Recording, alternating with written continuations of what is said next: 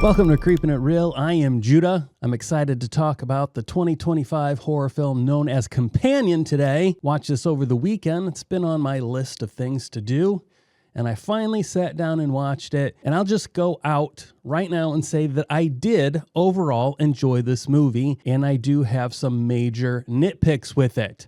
But let's check out this trailer. There have been two moments in my life when I was happiest. I would like to say that when I watched the movie Heretic, that starred or co-starred Sophie Thatcher, and I thought, that is a pretty girl. I still think she's a pretty girl. Now back to the trailer. The first was the day I met Josh, I'm Josh. or Myris, and the second, the day I killed him. Just relax. How many of you saw the movie Barbarian? Who liked that? I didn't do a review of it, but I did watch the movie. I felt that the movie could have been a short and they did not need to extend it. I thought the first portion of that movie should have just been the end, and I thought that it went downhill. I don't know. If anybody has seen Barbarian, give me your thoughts on that. But back to Companion, which is what we're really here for. Remember to smile and act happy. Do they know? That was the dumbest quote. Deliciously wicked. Maybe I just don't like the word delicious and wicked put together. That might be it. But I don't like that quote.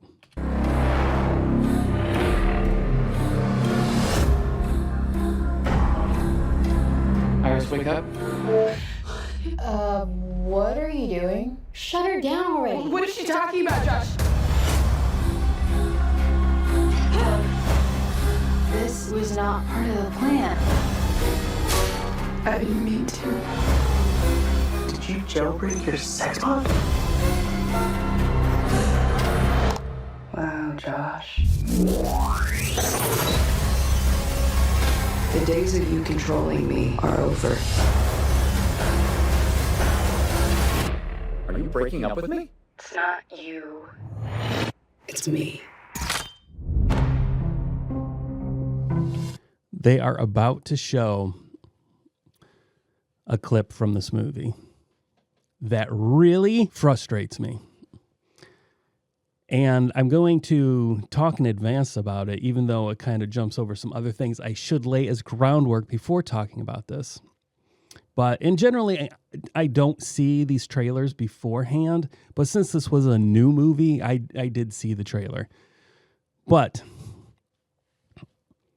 I think the gist, this trailer does a pretty good job of giving you a slight guess at the intent of the movie. But when you actually watch the movie, you can see there was a lot more that the trailer keeps hidden from you. So I think they did a good job with that. But within watching the movie, you see they want there to be like almost there's the story, and it's like they want this to be this underlining sub-story that I did not like, because to me it kind of just suddenly popped up and didn't really make sense. And it also felt like they wanted to throw it in there just as a, hey, we want to get this quick little message out there that white men are shit. But this clip that they're about to show pissed me off so much, because the dismissal you're about to see, this MFer dismisses his supposed lover, just like blows him off. The dismissiveness of this person is so frustrating to me. And yet they don't want to, it's played off as a joke, but that is some serious shit there. If you love somebody, you don't dismiss them like this. And it really pissed me off, because they just gloss over it as a joke, and yet they go for the jugular with a straight white dude. Now, movies have been doing that for years now. You know, the last 5 years have been insane of hate towards white straight men. But the glossing over of the true toxicness, of the dismissiveness of this dude, I was like, whoa, we're not going to talk about this? Anyway, leave a comment in the section below if you disagree about how just dismissive and shit-headed this is. Yeah, she's tied up inside, so she's not going anywhere. Mm-hmm. Eli, shh, baby, you're on the phone. See? Oh, haha, that's so funny. This dude is all like, bro, she's getting away. And he's like, shh, honey, I'm on the phone. The queen is on the phone right now. Don't bother me. I'm doing important stuff. You just stay over there, okay? Dude, it pissed me off, the dismissiveness right there.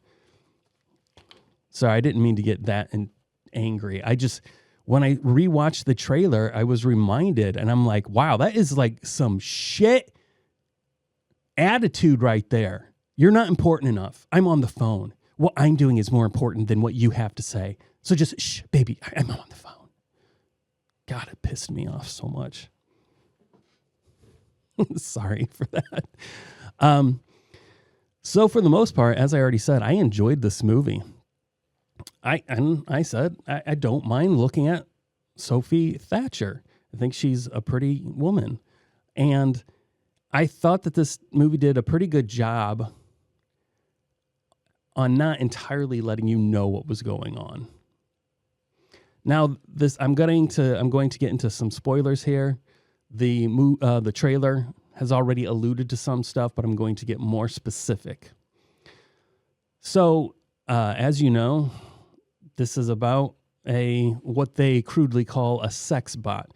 I did appreciate the title of a companion bot or emotional support bot better, because not all people generally would get a robot like that simply for the sex. They want some kind of emotional attachment that they feel that they can't get, or society in general is refusing to give, simply because they might be an awkward kind of person in social situations. So I appreciated the emotional support bot name better, but that doesn't mean that some people wouldn't be using it simply to have sex with. So this guy has this companion bot, but it's all part of this big plan to commit a murder so that they can steal this guy's $12 million that he keeps in a safe. But that's not really clear at first. Then it becomes clear that this is what is occurring. But the main character, Quaid here, I can't remember his first name. It's Dennis Quaid's son. I'm sure most of you know that. He has been led to believe by another character that the guy that they're killing is like a mobster. He deals in drugs and human trafficking. But it really turns out that this guy deals in compost. It's like a big business compost thing. But so the way that this guy speaks, he's a Russian guy. He says that he has fingers in many things and his hands are not clean. Well, he's literally talking about the fact that he works with compost and dirt. So they are leading even us as the audience to think that he's a bad guy. And granted, he does try to force himself onto the robot. And that is not a cool thing. So it makes it feel like the Quaid character was led to believe that he's a bad dude, and to kill him would be doing a service to society. So they come up with this plan using his companion bot to murder this man. It basically works exactly the way they plan until some events occur that they did not foresee, and Sophie Thatcher escapes, and then the rest of the movie ensues from here. And Quaid is, then there's this panic of, oh, we have to get her, and I have to wipe the fact that I have been messing with her core programming. Okay, now here it gets into something interesting that kind of touches back on my last review for the movie Moontrap, where I jokingly, yet slightly in a realistic way or truthful way, said, bring on the robot girlfriends. I'm ready for them because interaction with humans is difficult. Interaction with humans is difficult. I can navigate social situations with no issue, but it is very draining to me. And I was married at one time, and going through the pain of that, I definitely am, you could say, permanently scarred from that.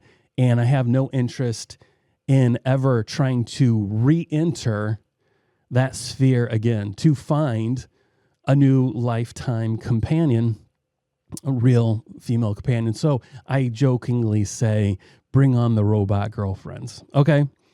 But this movie has brought up some serious things that you need to think of that never like crossed my mind, but it's like, no, wait, that's legit. I think most of us could agree that when like human robot type things enter into movies, most of them, not all of them, have this kind of storyline that these robots are built to not be able to harm humans. That's kind of the storyline. Like, this is how we've got to this place. It's in their core programming. They can't harm humans. Obviously, something goes wrong and they always end up harming humans.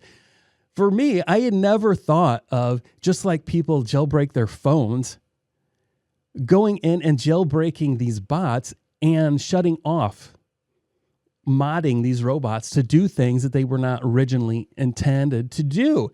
And that is a very real thing. And this movie opened my eyes to that. So I rescind, or I draw back, because I just used the word rescind, and now I'm questioning whether that's the right word, my comment on bring on the robot girlfriends. This seems like a very, very dangerous situation we could be getting ourselves into.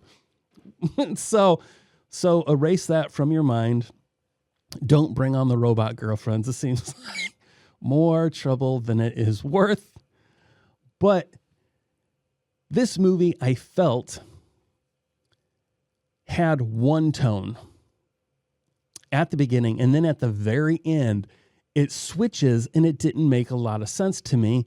And for that, this movie is not as good as I think it could have been. And I'm sure there's people out there that would argue with me. The first, like 2/3, definitely feel like there's this piece of trash guy. He has $12 million. Killing him will be a benefit to society. We get the money. Everything is okay. Is it good to kill? No. But is anybody going to miss this piece of trash? No. Okay. So you're kind of like in this weird, some would say gray. I would say it's not gray. It doesn't matter. You don't murder people. Then you understand their thinking of, we have to cover up this murder so that we don't get caught. We have to wipe the companion bot named Iris. We have to wipe her memory.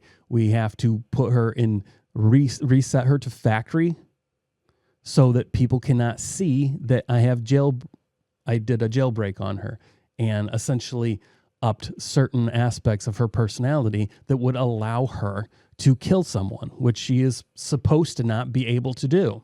So that makes a lot of sense. Then when Iris finally comes to realization that she is a robot and that she's in danger of being shut down, she wants to take off. So they want to switch who you are rooting for to Iris. And, the fact that they're using an attractive young woman is supposed to also compel your compassion to go towards her.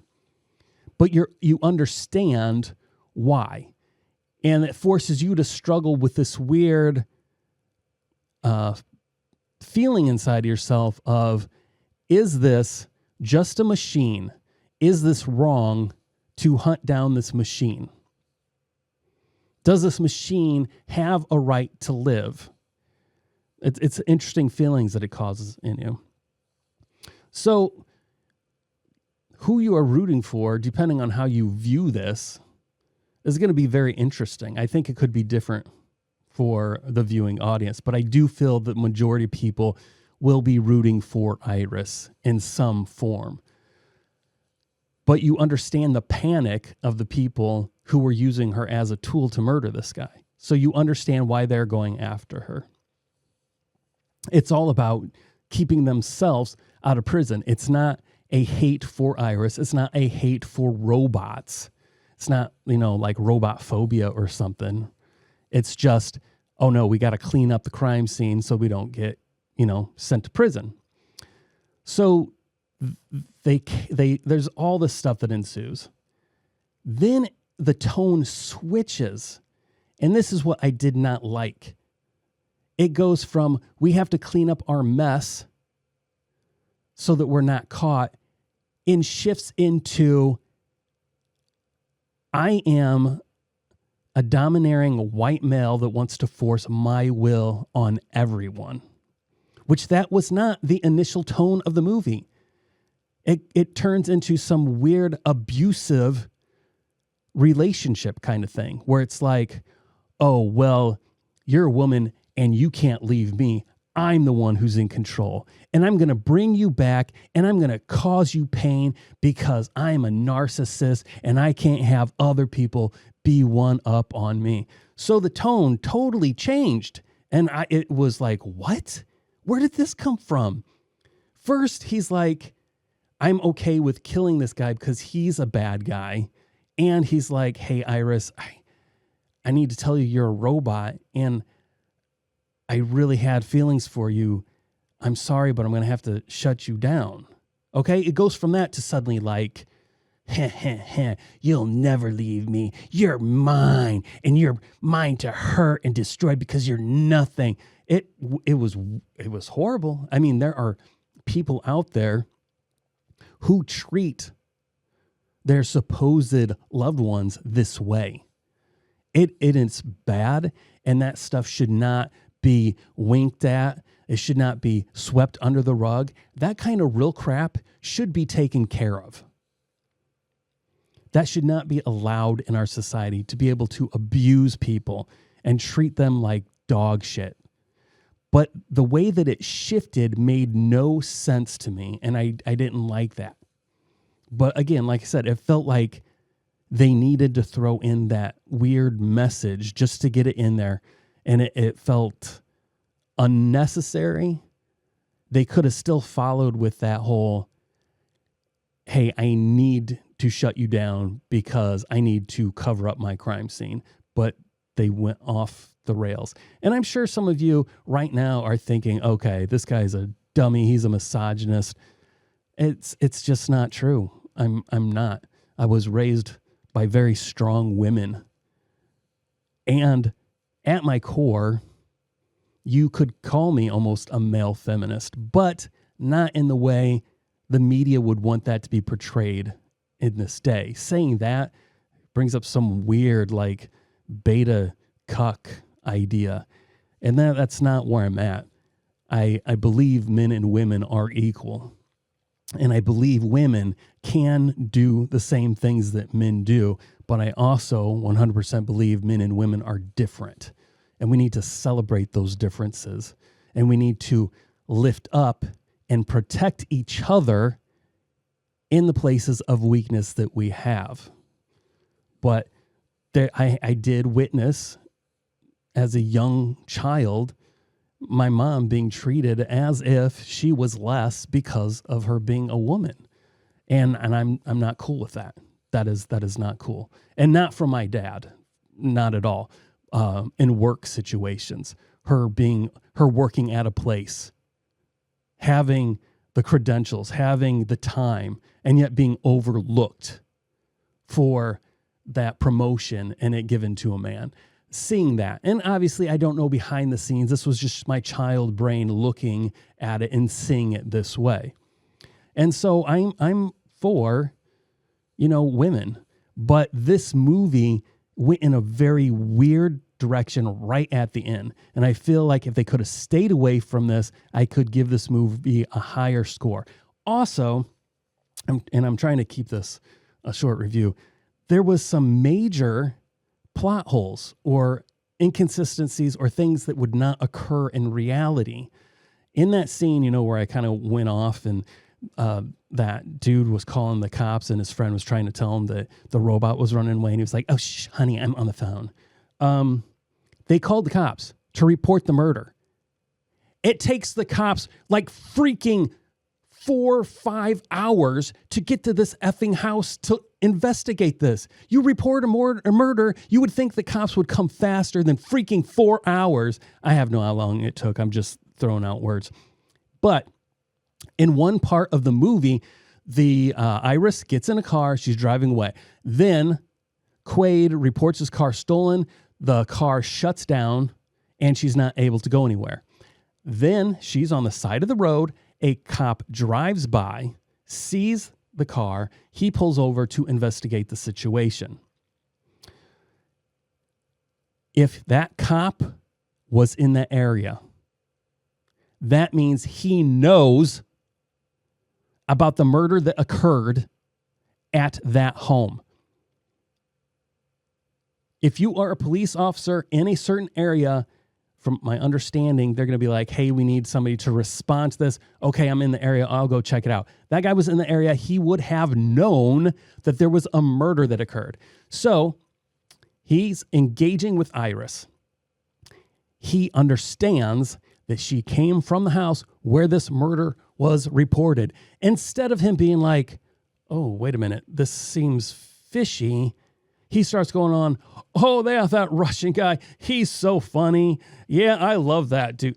No sense of, oh, hey, I'm heading back there. None of that. No any sense of maybe I should hold this person because this seems a little fishy. Not until he sees a bloody knife in the car does he start to be like, oh, I should act like a real cop. I think that was a huge issue for this movie. That cop was just foolish. Now, granted, Iris pulled some shenanigans that made communication difficult in this situation. But still, as a police officer, knowing there was a murder committed at a certain residence and then finding out this person, who, by the way, is covered in blood and dirt, came from that residence, you would immediately start suspecting and do something about it. Not just be all like, dirt, dirt, dirt, look at me and my big mustache, dirt, dirt, dirt. Anyway, that really bothered me. But overall, I'm going to give this movie a 6 out of 10. I think it's worth watching.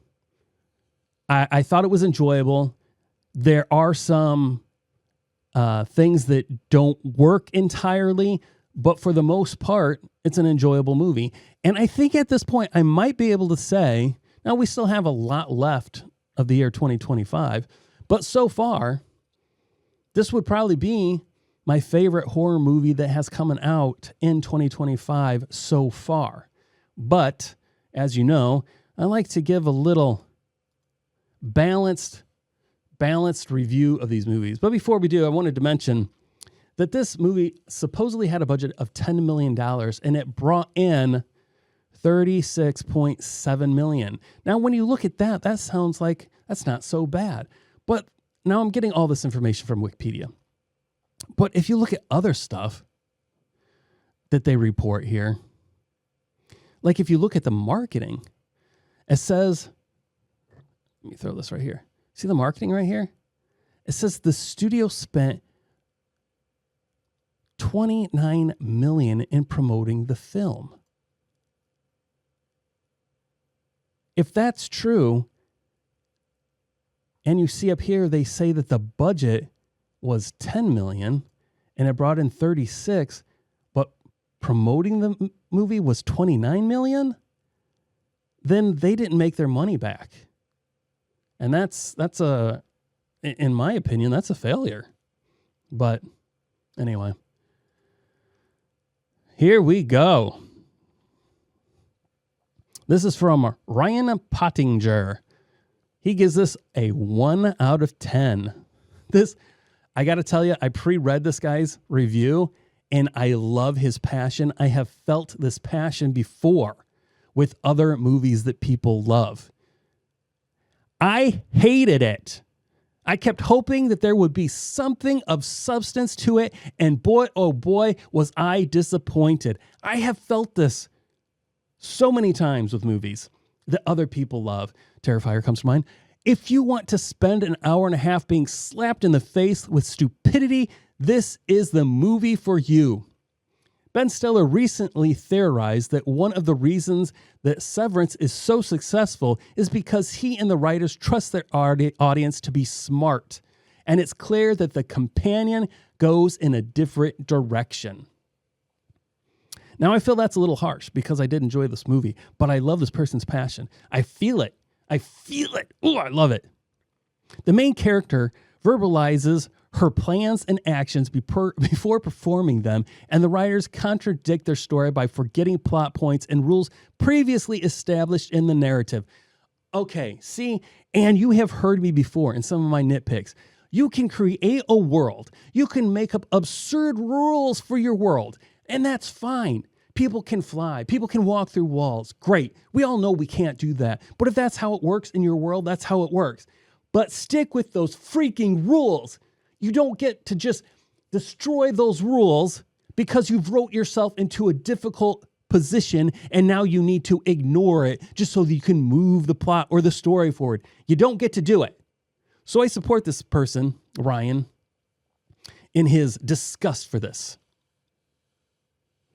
I've never left a review before and am surprised that it was this movie to unleash such imaginable disgust in my limbic system to have to share my thoughts. At its core, The Companion is a lazy, unimaginative mess that is poorly acted and written. Wow. Wow. I didn't think it was poorly acted. If I could invent a time machine and go back to any period of history, I would travel back to just before entering the theater and pummel myself with a future fist to save myself this unbearable fury.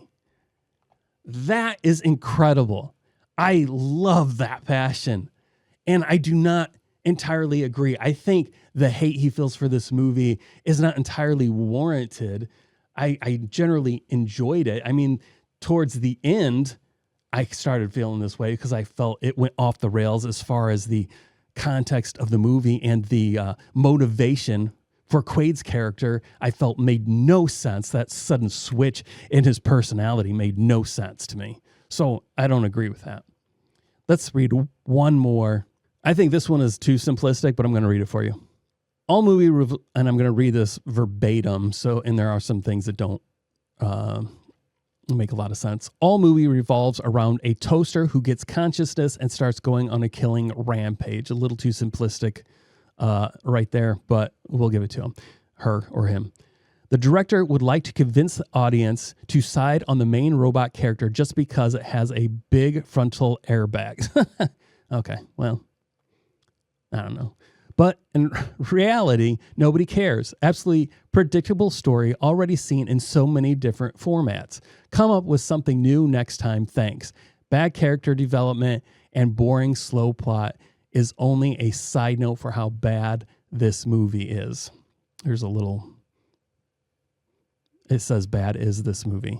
For how bad is this movie? Yeah, whatever. Should we care about the toaster protagonist just because it is a pretty computer? Well, I mean, maybe. She's an awfully pretty computer. Who cares? Give us something interesting to watch. What a waste of time. That one, I can't side with that review. Even though it gives somewhat the same sentiment, I felt the first one was a much better written review, and I could support its 1 out of 10 based off the way he wrote it. That 1 out of 10 that I just read felt more like coming from the perspective of how Quaid's character suddenly became at the end of the movie. That one was more so like a, who cares? It's a robot. That's not good enough for me. Just to give it a 1 out of 10. 6 out of 10 is where I'm landing. Would I suggest it? A light suggesting. This is something you can live without seeing, but I think for the most part, you will not feel like you wasted your time. This is not something you needed to see in the cinema, and I did not. I watched it on DVD, which I got from the library for free. That is correct. I went to the library and I rented this movie. I would suggest that. That's worth it. Thanks for watching. I am Judah. Please like, subscribe, and share. And if you have any thoughts, leave them in the comments below. I will get back to you. If you think that I was wrong in my assessment of this movie, I want to hear from you. If you think I was right, I would also like to hear from you. Thanks again, and I will see you later.